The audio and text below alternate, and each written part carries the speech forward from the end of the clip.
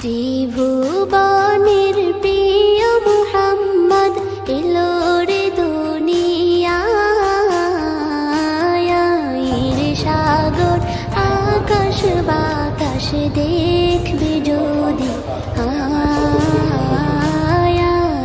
সাগর আকাশ বাতাস দেখবে যদি